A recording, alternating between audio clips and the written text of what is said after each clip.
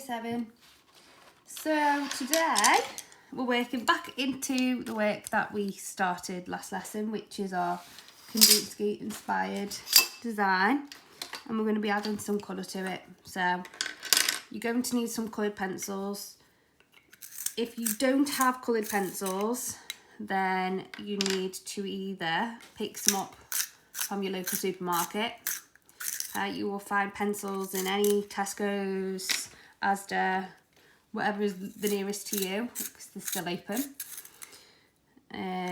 Or you can order them off the internet. But you will need coloured pencils to create your artwork. You don't need really expensive coloured pencil kits. As long as you've got basic array of colours, then you'll be more than capable of producing the work. So today we are going to start off with the backgrounds, okay? I'm going to give you a basic outline on how I want you to apply the colour to your piece, and then I'm going to let you have free rein on what colours and where. The first thing that I want everybody to do is I want everybody to have a yellow background, okay? There are many reasons for this. The main one being that the lighter the colour, the smoother the application.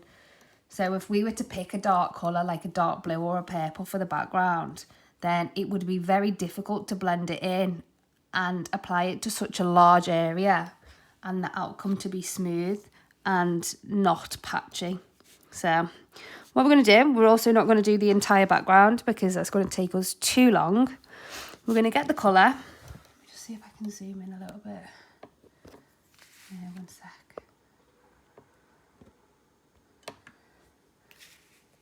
Okay, so we're going to get the colour and we're going to start off in the corner. And we're going to use medium pressure, so my hand is like the quarter near the top of the pencil. And I'm doing circular motion. Sorry if the camera is wobbling. I'm on a tripod, so if I'm moving on the table, it does tend to wobble. Then I'm gonna, so I've done a small triangle with circular motion. I'm gonna then move my hand to halfway down. And I'm gonna use a lighter pressure, carrying on with the circular motion. If there's a shape there, then just try and work around it. And then I'm gonna move my hand further down again until I can see that yellow kind of disappearing in the background. Okay, like so. So I've done that in one corner and I'm going to do it in all 4 corners. So I'll start again. So you do a small triangle with it a quarter of the way down. Then you move to halfway down. Circular motion. Then you move towards the end. And you fade that out as much as possible till it disappears. You'll notice that I'm doing it in a few different directions. That's just to make sure it's completely seamless and smooth. I'm going to do it in this corner.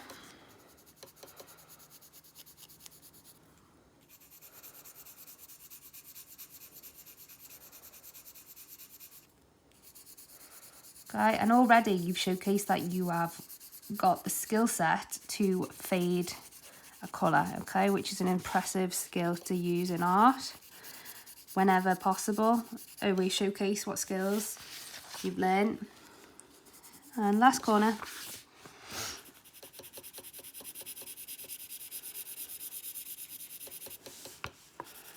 The reason why we're doing corners and not the entire page is because it allows us to still have a bit of a white canvas for the rest of the work, which won't affect any of the colours if we were trying to apply it. So at the moment we can use any colour whatsoever and it's not going to interfere with the yellow that we've had in the corners. Okay, so once your background's done, yellow, corners, fade. Second thing that I want everybody to make sure that they include is something called, let's try and pick a colour. I'm going to go for purple.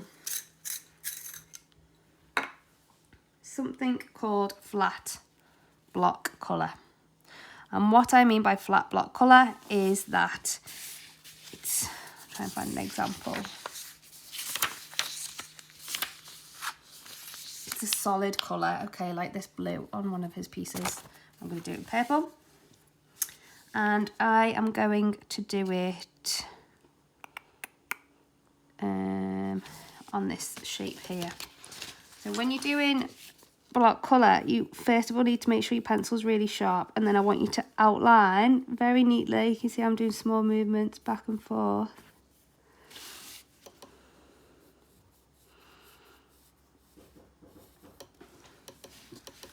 To outline all of the shapes. 1 second.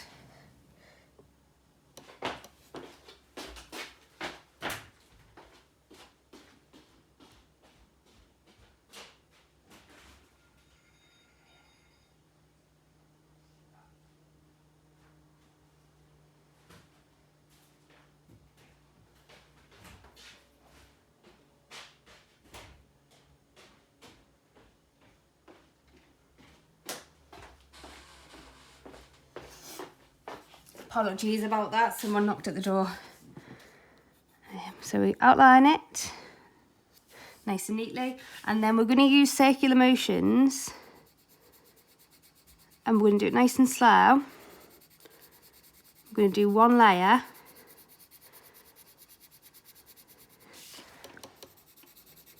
make sure you stay within the lines. You do not want to go outside the lines in any of your shapes. You are in year 7, you should be capable. One layer, you can see how it's a little bit patchy in some parts. So we change the direction of the paper, and we're going to do one more layer. And that should make sure that we've got no gaps, no patches, and it's a nice block colour. Okay. So block colour, everyone has to show that they can do block colour on their piece somewhere. It hasn't got to be in purple, hasn't got to be that shape. I'm going to leave that up to you. So block colour, then I want you to do a fade inside a shape. I am going to do it on this. So I'm going to start off with more pressure here, and I'm going to get paler,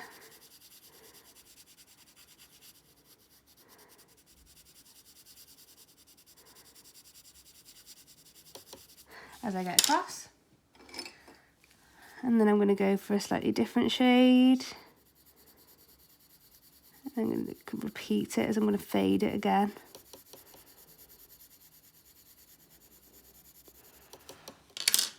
And then I'm going to do a yellow.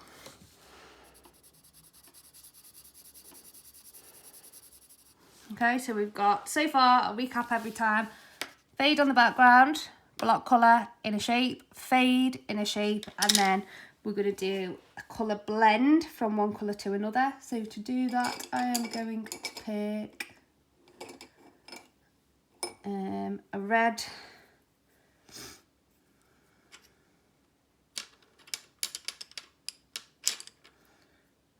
and an orange. I'm going to do it on this triangle here. I'm going to start at one side with the red. So very similar to how what we've just done on the corners and on those shapes. So we're going to fade it and use less pressure as we go down, and just lightly fill in those corners. And we want this to completely disappear.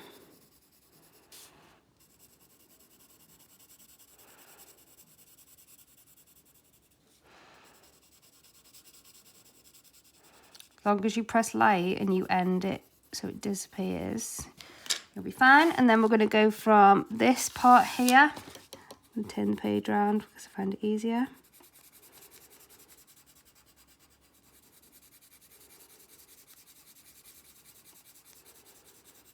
So it doesn't matter what technique you're doing, you're always using a circular motion.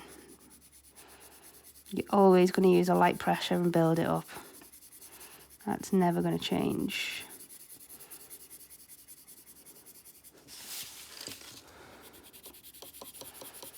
And you're going to overlap them. And you're going to keep building that up until it's seamless. Do not press harder where they join, otherwise you're never going to fade them. As light as possible. So block, fade, colour blend, and then the last one is tone, which I'm going to do in blue. Okay, and for tone, nice and simple, I would do it on the larger shapes because it's the quickest. You outline your shape first of all with care. Okay, if this was a straight shape, I would be using a ruler. If you've got a ruler there, make use of it. Don't try and draw a straight line without a ruler because I will be able to tell.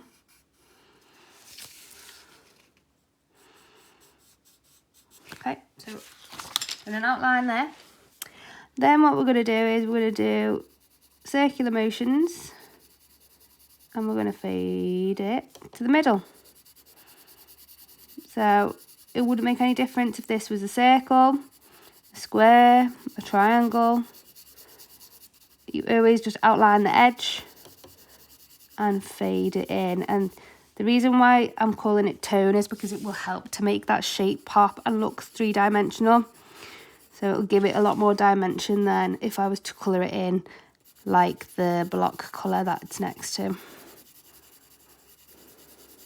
So I kind of go backwards and forwards to make sure that it's nice and smooth. We've got no lines.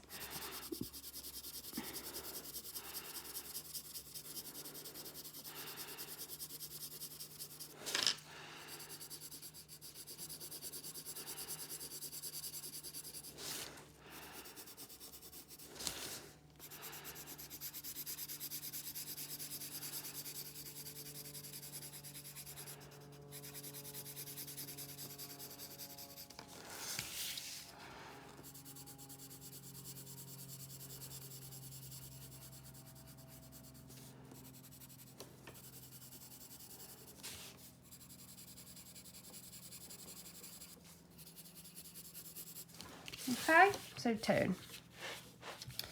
So I will just recap them. I will put it in the Firefly task as well. So fade on the background, fade in the shape, block colour, colour mix and tone.